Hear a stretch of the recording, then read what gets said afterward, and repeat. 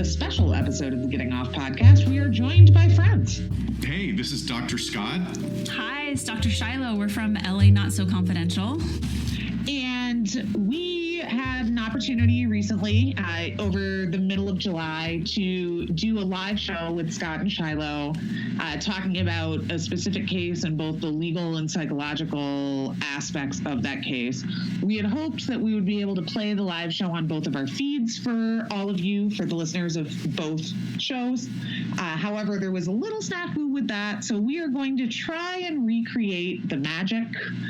We had just a great time, and for those awesome. that saw it live, hopefully you shared that sentiment. But we wanted to, I don't know, I felt like we did a nice job of covering different aspects of what we're talking about, which is the Kay Letourneau case. That's right. And you and I talked about the legal aspects of it, and Dr. Scott and Dr. Shiloh talked about the psychological and the mental health and the treatment-related aspects of it. And you and I work with mental health professionals and treatment professionals all the time because of the nature of our work. And so you and I both are fascinated by this field. And so we so enjoyed getting to spend time and getting to do a show with Dr. Shiloh and Dr. Scott. Yes. And I think that's why this was the perfect case for us all to come together on. Absolutely. With Scott and I, with our backgrounds in working with sex offenders and your current work in that area as well. So it was a really good case. We got good feedback. So yes, as you said, we're just going to try and recreate that here. And by the way, let's take one little break and go, how awesome was that festival altogether?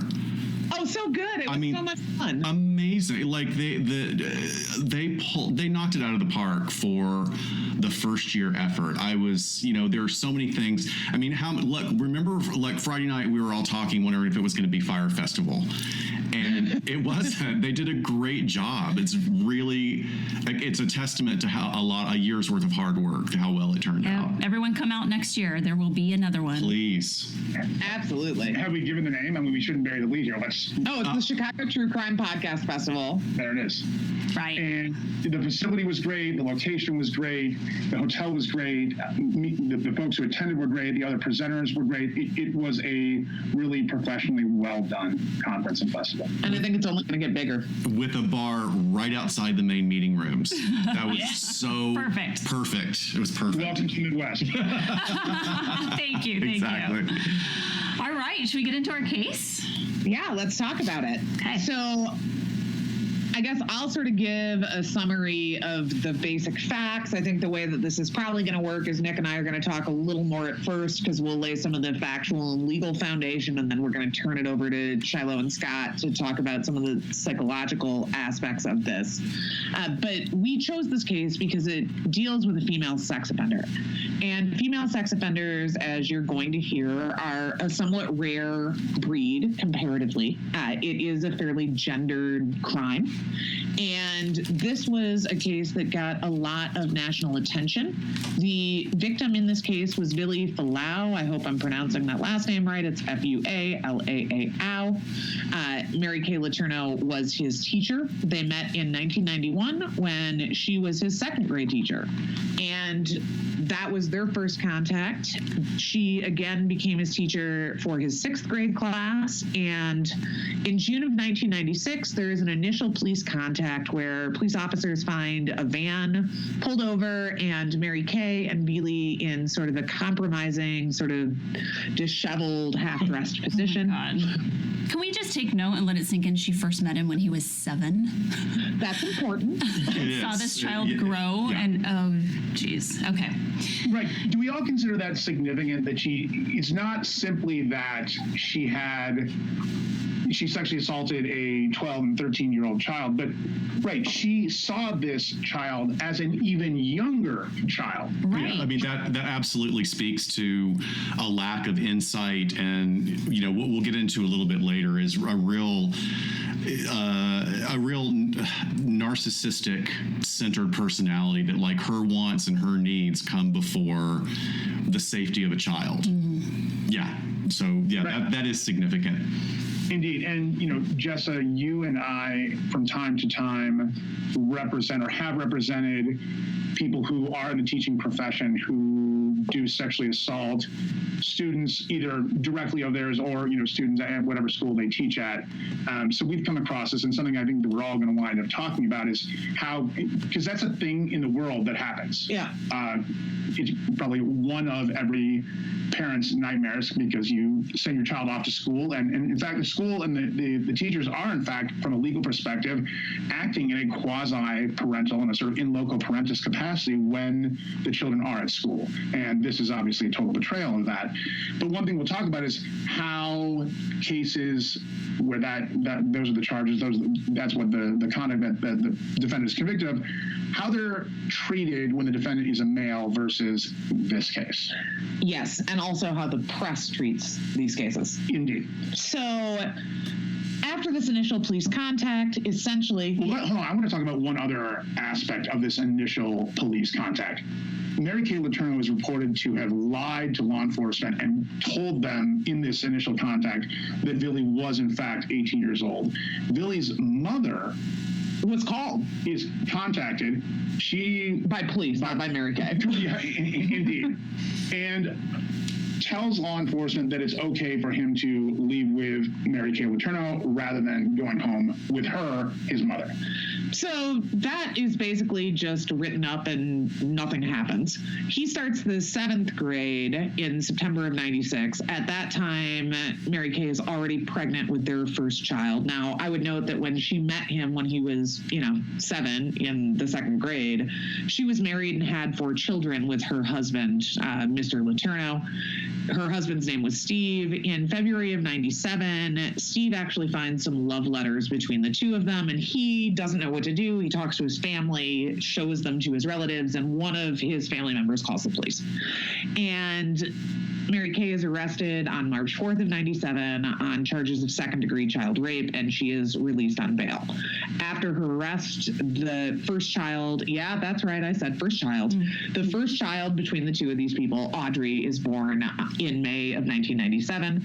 And shortly thereafter, in August of 97, Mary Kay pleads guilty to the charge, is sentenced to 7.5 years with all but 90 days suspended, meaning that she ends up doing 90 days in jail.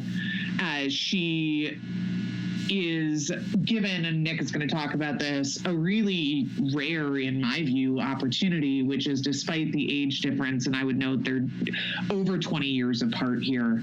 I think they're just between 21 and 22 years, depending on which month and day you're using in a year, but there's quite an age gap.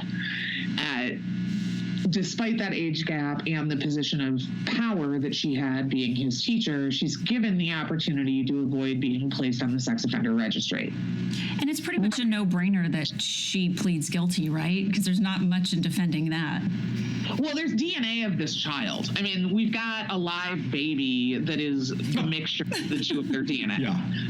Right, so she winds up pleading to 2 counts of what Washington State calls rape of a child in the 2nd degree. And, yeah, I mean... It's hard to defend. So, like, here's the deal. You can't have sex with kids, okay? And he was 12 or 13, which is by any state in this country a kid. Like, we can have conversations about the appropriate age of consent. I feel like virtually everyone would agree that it shouldn't be 12. Sure. Even if you do, you might think that maybe when it's your teacher, there's perhaps something more problematic about that. I mean, I certainly do. But regardless, her, any claim that she has about, like, not knowing that this was a crime is just nonsense. Right, and we should get to that, because that's a recent notion that she has introduced, right? That she didn't know way back when that it was a crime to have sex with a 12 or 13-year-old child. And of course, piggybacking off what you just said, I think every rational adult human being thinks of 12-year-olds and 13-year-olds as children. Like, we can have another conversation we can have is where should we set the age of majority? Where should we set the line at which one becomes an adult, right? And sometimes that's 18 in certain contexts, and others it's 17, and it varies state to state. But I don't think any of us think of a 12 or 13-year-old as not a child. And every rational human being knows that it's not okay to have sex with kids, and certainly every teacher has been like, right. But that also, I mean, I think what you're speaking to as well is, I mean, it's in the news right now that we are getting like this incredible sort of time travel back to the 1700s in some of the states in the U.S. that are, you know, very conservative and may have a predominant population of a conservative, you know, religious swath that are really pushing for marriage ages to go as low as 12 and 13. I mean, with parental permission in some places, that's allowed. And but once again, it's this weird where we flip the norms, because when it's a heterosexual male who is religious and pious and is, you know, seeking out a wife who's 12 or 13 years old, suddenly in some of these populations that becomes okay. You know, but where for the rest of us, we're looking at it with our mouths hanging open going, what is happening here? Yeah, and actually just as many states as not have some parental consent exception to marriage laws to allow minors to get married. So anyone that gets on their high horse about like the United States being better than other countries on child marriage, I would really encourage people to back off that sentiment, because it happens a lot here, way more than I think people realize. Right. But this was not a situation where parents had given consent to this relationship. This was just straight up a situation where and we should say this, when you are charged with sexual assault of a child, it is almost nowhere a defense to argue that the child consented, because legally children cannot consent to sex. Right, and that's where I was about to go. And Dr. Shiloh, I think you had said, you know, really what would the option be? Is there any way to avoid, you know, sort of an obvious, why would there even be a trial? And there wasn't here. Would there be any defense that would give you a basis to not plead? And the answer is no, and I want to like really put a point on that. You and I, Jessa, defend all sorts of folks that are charged with all sorts of different types of sex offenses. And when you are talking about someone who's charged with sexually assaulting an adult, there are, generally speaking, two defenses at a high level of generality. One, it did not happen at all. Like, I did not have sexual contact or sexual intercourse with this person, or we did, but it was consensual, right? When you are in the land of child sexual assault, there is only one defense, and that is it didn't happen at all, because there is no such thing as consensual or permissible or legal sexual contact or sexual intercourse with children. Period. End of story. Which, like, I don't think it takes a genius to sort out. Right. And so to put the pin directly onto Dr. Shiloh's question, when you have a baby who is provably the genetic offspring of a child and his abuser, yes, his teacher, who is 22 years older than him, that pretty much ends any argument that there was not sexual intercourse. Or at least sexual contact. Sexual something. Yeah, enough to produce a baby. Enough to produce a child, which, like, everyone can do their own calculations as to how that could happen. Right. I mean, I suppose, like, some fantastic scenario could exist in some alternate universe where conception happened outside of in a non-sexual manner, but no, that's everyone knows how babies are made, and that was the case here. So she did plead to 2 counts of rape of a child in the second degree. And what Jessa was referring to earlier is Washington State has something called the Special Sex Offender Sentencing Alternative Statute that our state here in Wisconsin certainly does not have, and I'm not familiar with many other states having it. What it does is it allows for people who are defendants who are charged with sex offenses for the first time And there's all sorts of criteria that have to be met. And certainly one of them is that you've not been convicted of a felony before and you've not been convicted of a sex offense before. But if you meet the criteria and you ask for it, the judge has the discretion to either give it to you or not.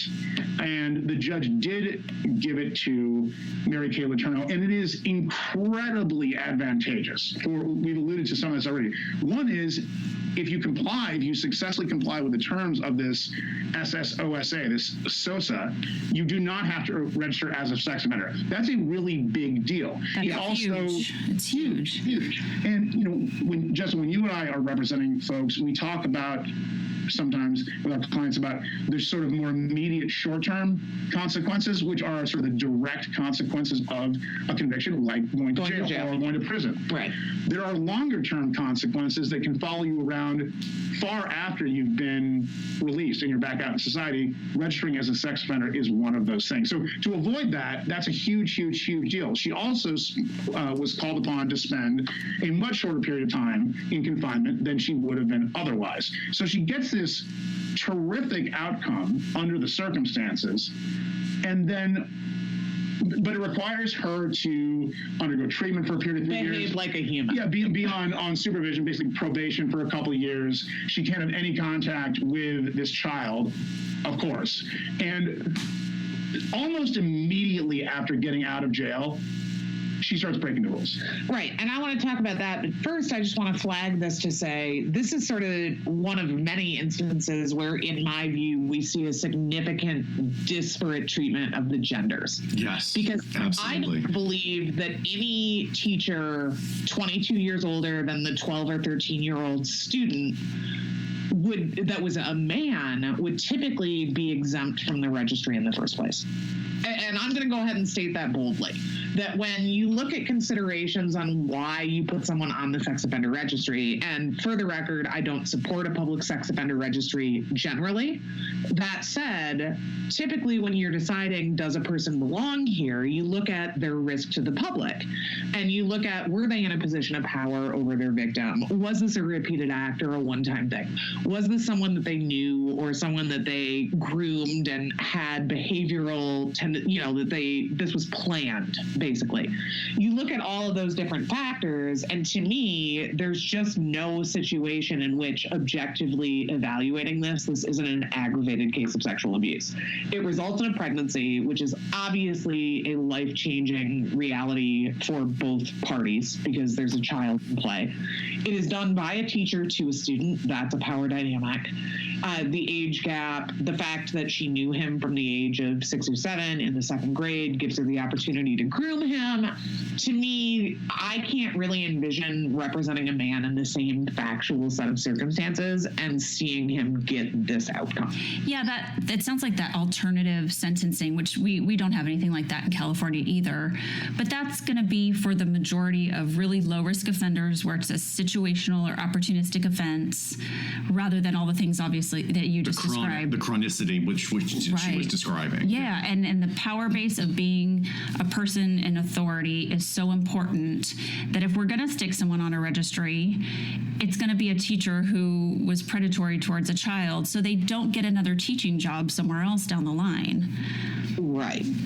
But once again, it's also sort of that, like you were alluding to earlier, Jessa, the idea that there's just this double standard, the idea that they're not looking at her. I mean, we talk about this a little bit later where, Mary Kay fits like a particular outlier group of sexual offenders that doesn't particularly fit like a broad overarching category of pedophilia. But the fact that she engaged in this chronic behavior in this way, if that had been a man, it would have been a done deal. I mean, there's no comparison. That's one of the things that irks me the most about it, because it's a sociological construct where we sort of we reinforce that, like, oh, this is coming of age for a young man. Well, young man is a code word for a child, right? But it's okay for him to lose his V card to an older woman, where when we reverse the situation, we look at it as horrific, and it is horrific. They're taking. Go ahead.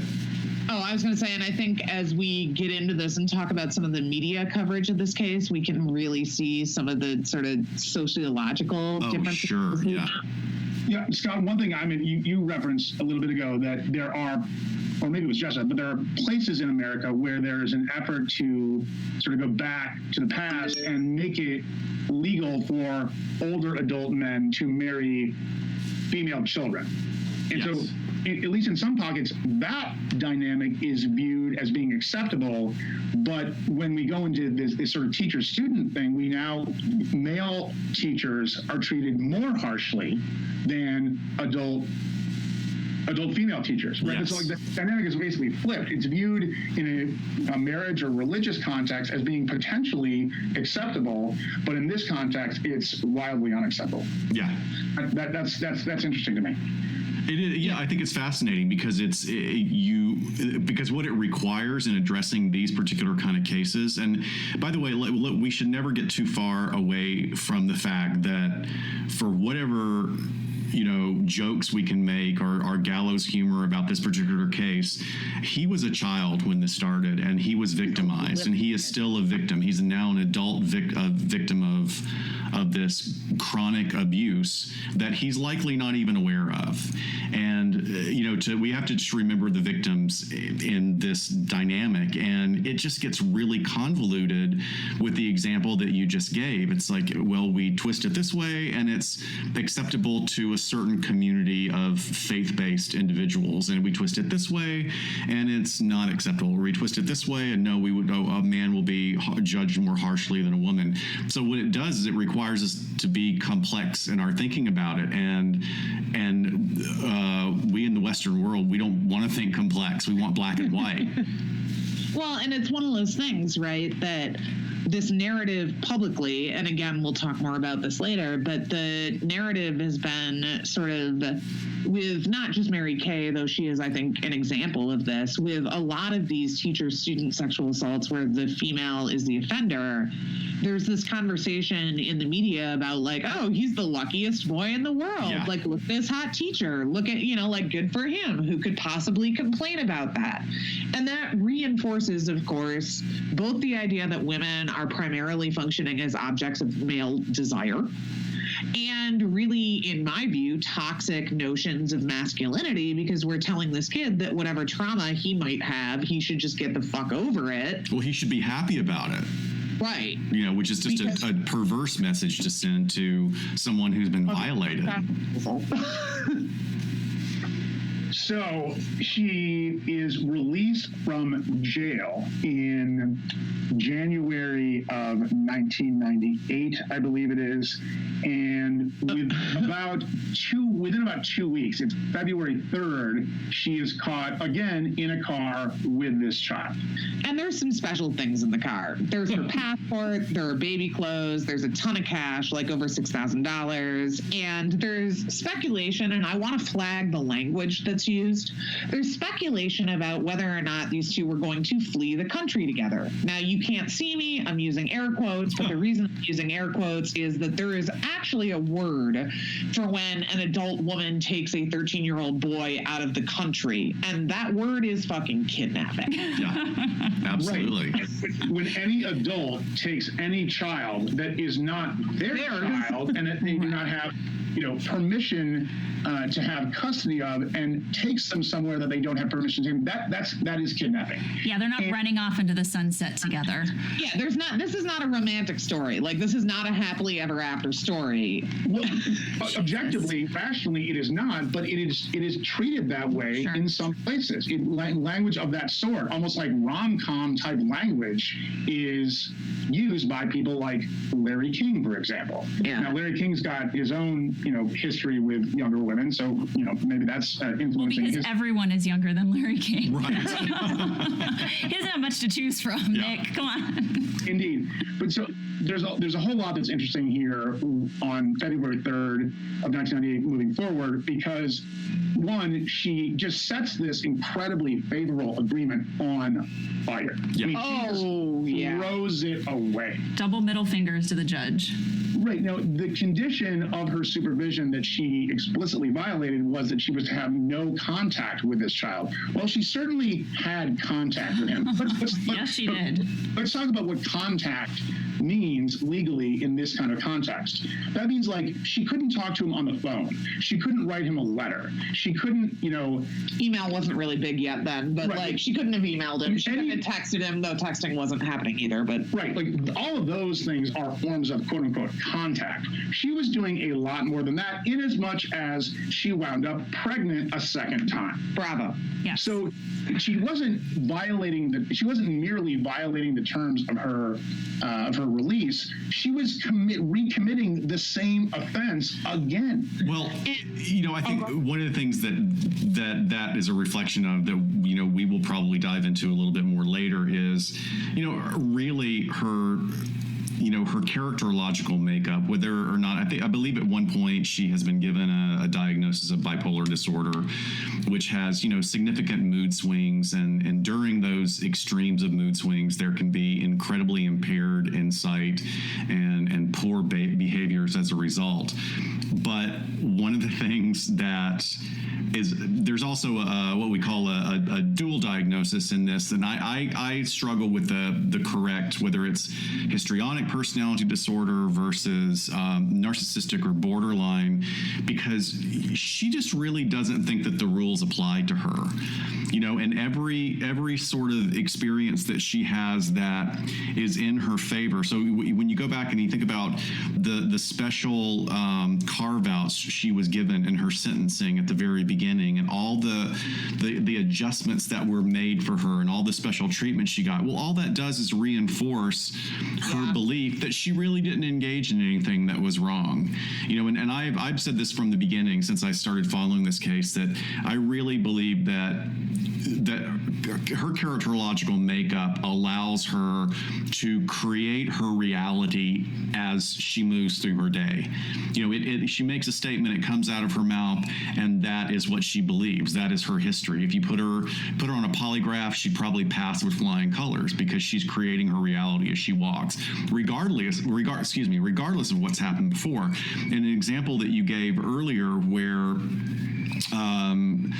the police find them in the car, and her first big lie in that instance was, well, he's 18. So that implies in that moment she really does know that she's doing something illegal, even though later in interviews her big story now is, I didn't know it was wrong. I had no idea that it was inappropriate for an adult to be in a sexual relationship with a 13-year-old. It's an amazing, like, it's almost a superpower that she just creates this reality wherever she goes. Right. So I've got a few responses to that. One is this recent notion, I didn't know that was wrong. Well, one reaction one might have to that as a lawyer, like, for example, if I imagine myself as a prosecutor again, I would say, oh, really? Then why were you carrying out what you thought of as a relationship in secret? Well, and why did you lie to the police about what you were doing? If you didn't know what was wrong, you would have just been like, yeah, I'm boning this 12-year-old, whatever. Right. Well, right, but like, you go to this one step at a time. I would say, well, then why were you doing covertly? And one response to that might be, well, I was having an affair. I was cheating on my husband and my children. And so that's why it was secret, not because it was a child. But then the lie comes there is exactly what Jessica just said. Why would you obviously know his age is legally relevant. Otherwise, you wouldn't have randomly picked the age of 18 to tell the cops, when in fact she of course knew as his teacher that he was not in fact 18. Well, and then she sort of retcons this whole idea about why she violated her supervision, where she talks about, well, I was told by my lawyers, because of course the lawyers are always thrown under the bus here, okay? Always. Even though those damn attorneys. She avoided prison, she avoided sex offender registry, but of course her lawyers failed her in some meaningful way, okay? Her lawyers led her to believe that she'd be able to parent her children while she was on supervision, and her claim was, while I was in sex offender treatment, while I was in SOT, I wasn't allowed to see my kids, which you guys can speak more to that, but I can say my anecdotal experience 100% of the time is that absent very specific exceptions, I always tell my clients to plan on not being able to have contact with minors, at least initially on supervision. So I find it really difficult to swallow that her lawyer would have failed to advise her of this, but let's even assume that's true. So then she says, I just wanted to go to prison so that I could see my children. So I decided that that was the best solution, was that I just needed to revoke my supervision and go to prison. Well, okay. Is that actually like is that a real thing? I mean, would she have been able to change her status to... She can voluntarily say, I don't want to be on supervision, I want to serve my sentence. Like, she can walk herself in without committing any new crime and say, just send me to prison, supervision is bullshit. So the rules, but then they would allow her children to have visited her there. Maybe. Oh, maybe. Okay. Yeah. Okay. Yeah, it's totally twisted thinking. Yeah, like there's no promise of that. Like, go steal a pack of gum if you're going to revoke your probation. Yeah. Don't throw your vagina on top of this 12-year-old again. Right, or just follow your lawyer and be like, I don't like this. What can we do? You could just you could go to court. You could go to your lawyer. You could go to your probation agent and simply say, I don't want to do probation supervision anymore. It's not working. I wish to, hey, that 89-month sentence that was imposed but then stayed so that I could be on probation. I'd rather do that. You can do that. And maybe not when 7.5 years are on the table, but there are times when clients say, this is not working out, I'd rather just do the sentence. That happens once in a while. What you don't, if that's what you want to do, you can just do that. What you don't need to do to effectuate that result is to commit a new sexual assault of a child. And this is another area where I feel like the treatment is really gender dependent, because again, we now have a second pregnancy. She goes back to have her supervision revoked basically days after this arrest. And she gets the whole 7.5 years from the court. And prosecution declines to file additional charges for this second pregnancy, even though there's clearly been a subsequent sexual assault while she is on active supervision. And the prosecutor is quoted as saying, I think 7.5 years is sufficient punishment, so I'm not going to pursue this additional charge. Now, again, this is pretty anecdotal evidence, but I have represented in my career 2 offenders who re-victimized the same person. They were both men, and both of them got 20-plus year prison sentences. Both of them were charged with the new offense.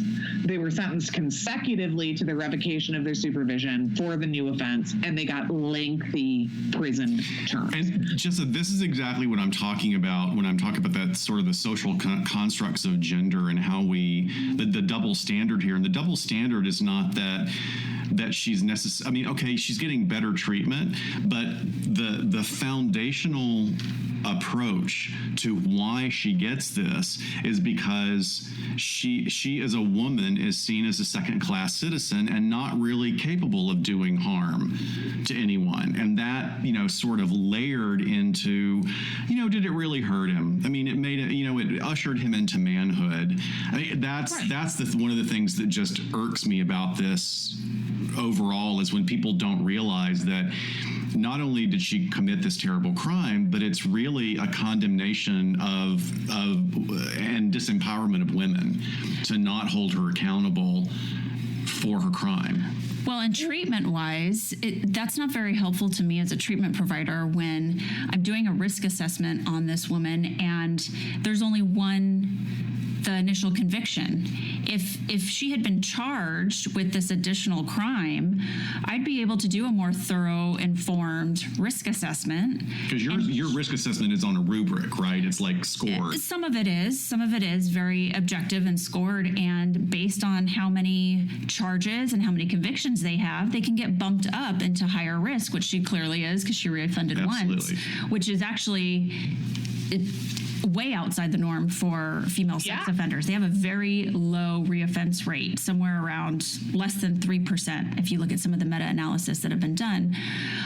But it's a terrible disservice for treatment and assessing her correctly so we can get her the right treatment.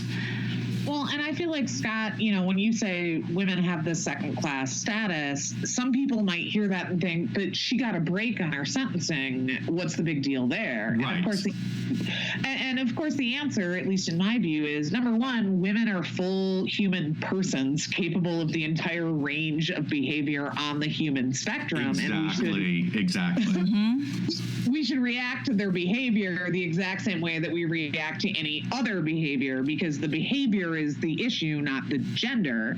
There's also this element where we sexualize the hot teacher, and that somehow makes them less responsible for their grooming behavior and their sexual assault, because they're less person and more object. And that doesn't serve women, but it particularly doesn't serve the male victims, because they're given this really confusing message of you should like this, which male victims are already filled with sort of shame and struggle on top, because it questions their masculinity, and they're sent all of these mixed messages.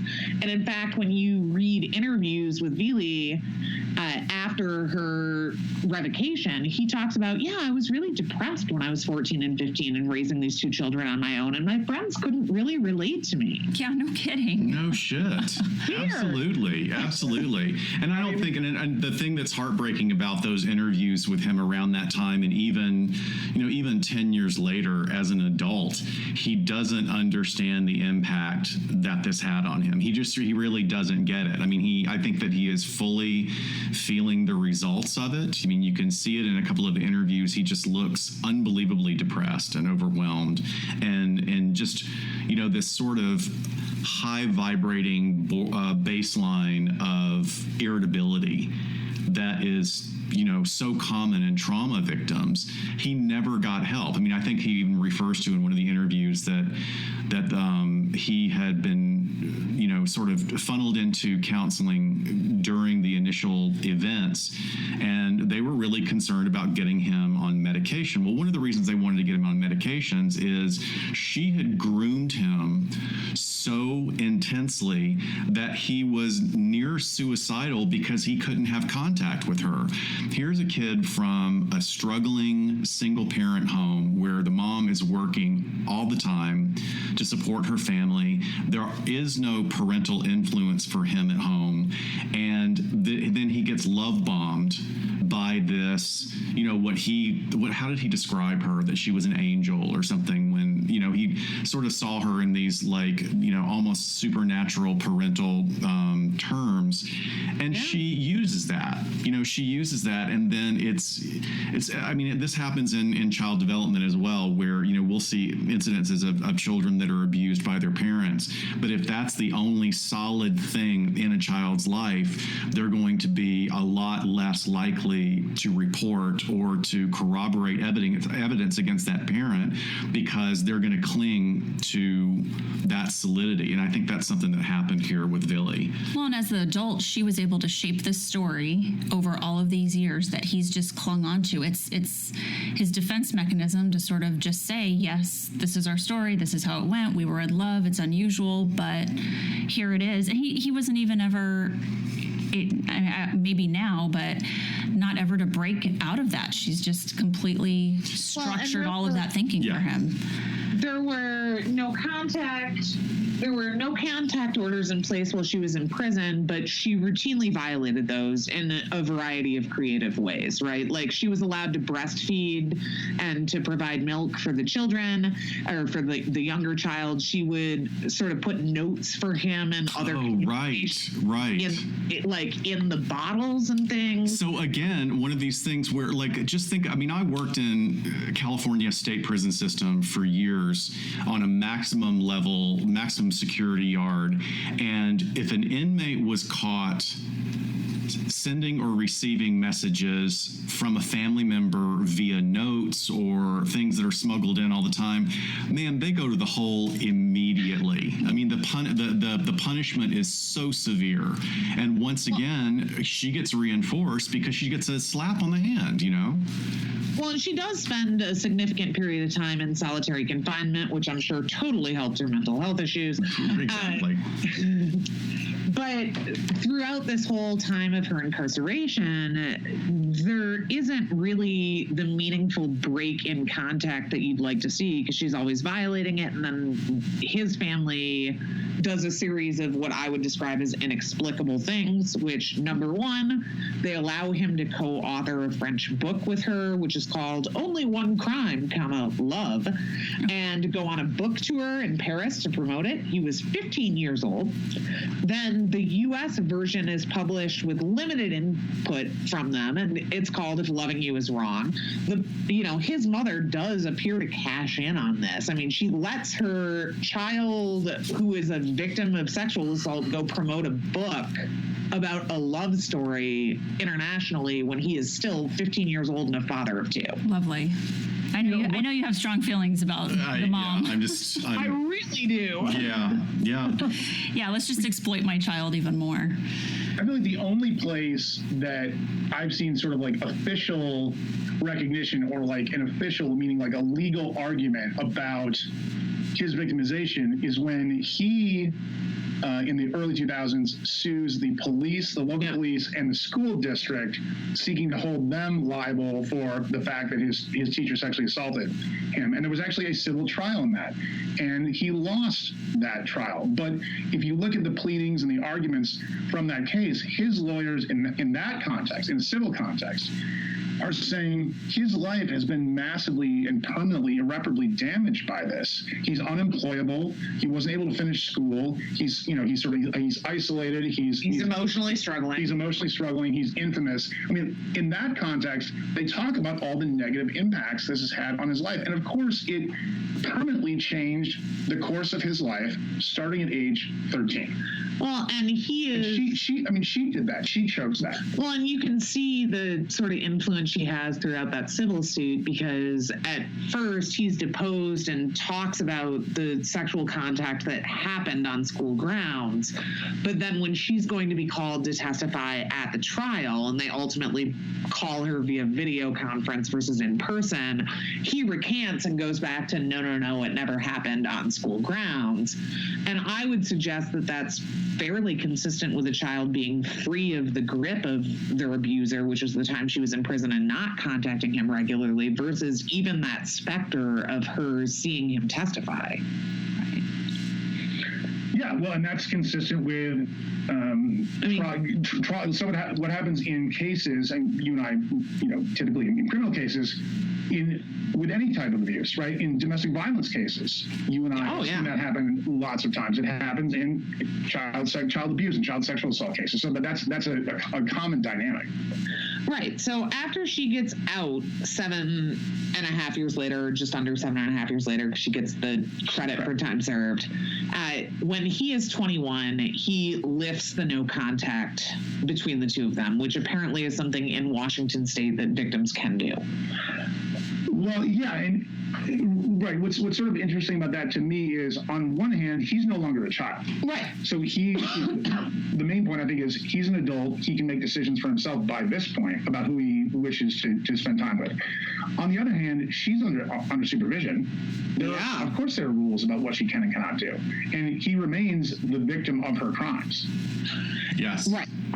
So despite, so he moves to remove this no contact provision, which is granted, and shortly after her release, they get married. At the time of marriage, she's 43, he's 22. The two girls, Audrey and Georgia, that they had together are the Flower Girls, and this is covered by Entertainment Tonight. Yep. It is, and if you watch the previews, it's really, it makes my skin crawl, because it's like, gorgeous vineyard wedding between star-crossed lovers. Oh, the wedding of the year, yeah. I love that we call that they are now calling, basically rape of a child star-crossed lovers. It's just the way that that's been repackaged is really, really, really disgusting. And I think they were paid six figures for running their wedding publicly. But this is, number one, a money-making scheme. But number two, this entire story is reframed by the media as a love story. And in fact, both attorneys, her attorney and his civil attorney, talked about publicly the fact that this was a love story and they expected their clients to be together. I mean, this is something that's never really added up for me. On one hand, he files a civil suit about how he was unable to finish school, his career is irreparably damaged, all these things that he can't do. And I understand. I'm not blaming the victim. I'm making an observation on some of the life choices that were made by both of them later on. So they sell their collective images for the purposes of making this money for the wedding. It's paid for. They make a ton of cash. She's actually working pretty quickly as a paralegal. I believe she gets a job with someone pretty quickly. And so and they don't live in an expensive state. So suddenly you've got this huge wad of cash. And I realize they've got, 2 children. They've got to reestablish a life. But, it's not like they were just completely bereft of money. And yet it leads into what Shiloh was going to talk about when he pursues this career as a DJ and they start doing these hot for teacher nights at different clubs. So it's like I'm not really sure where the authenticity or the truth, the truthfulness is in the narrative. Like, where's the money going? I mean, I think that's a good question. And so, Shiloh, why don't you, I think that's sort of the legal aspect of it. There's an interesting sort of Son of Sam ability to make money off the book thing, but we can kind of skip that. Moral of that story, there are fascinating constitutional issues surrounding that, but that's kind of a separate story. Well, let's just dive into sort of talking about female sex offenders in general, because the media would have one think that these teacher-student female sex offenders are the most prolific. Well, they probably are the most prolific because we do that in the media, but that it's the most common type, and it really isn't.